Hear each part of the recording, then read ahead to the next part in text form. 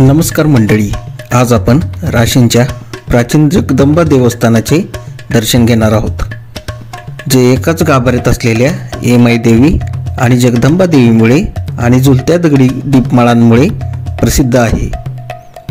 जगदंबा देवीचे प्राचीन देवस्थान पुण्यापासून सुमारे 130 किलोमीटर अंतरावर असलेल्या कर्जत तालुक्यातील राशीन गावात स्थित आहे।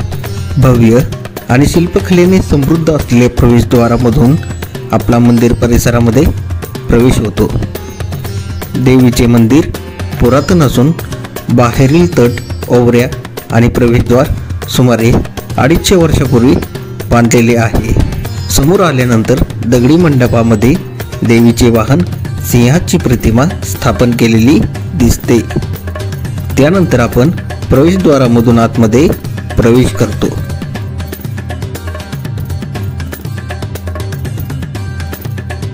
सिद्धटेकच्या बाजूने आल्यानंतर आपण मंदिरामध्ये पूर्व बाजूने प्रवेश करतो। येथे बाहेर 2 पुरातन समाधी सदृश वास्तू आहेत।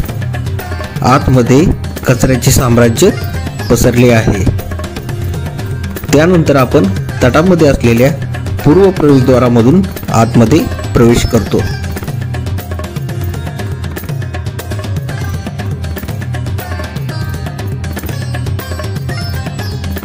मंदिराला प्रशस्त तट असून तटामध्ये ओवऱ्या आहेत। येथे शेजारीच कालिका मातेची देवळी असून मागे श्री काळभैरवनाथाचे मंदिर आहे। याच्या मागेच यज्ञ मंडप असून मागील ओवऱ्यांमध्ये चिंतामणी गणेशाची स्थापना केली आहे। मंदिराच्या मुख्य दक्षिण प्रवेशद्वारासमोर 2 दीपमाळा आहेत। यांचे वैशिष्ट्य म्हणजे या झुलणाऱ्या आहेत। मंदिर अतिशय सुबक शिल्पकलेने समृद्ध असून सभा मंडपामध्ये कमानींची रचना असलेले दरवाजे आहेत। सभा मंडप प्रशस्त असून दगडी खांबांवर तोललेला आहे। येथून आपला मुखमंडपामध्ये प्रवेश होतो।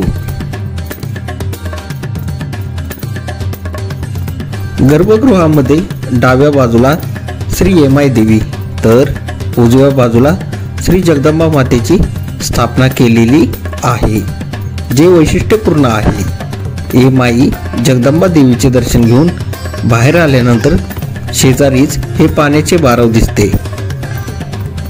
आपल्याला ओवऱ्यांमध्ये विविध देवदेवतांची स्थापना केलेली दिसते।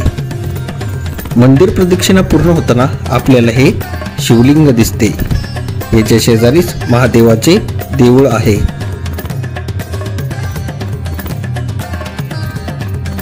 नवरात्रामध्ये येथे भाविकांची प्रचंड गर्दी असते। तुम्हाला जर हा व्हिडिओ आवडला असेल तर या व्हिडिओला लाईक, शेअर आणि चॅनलला सबस्क्राईब करा।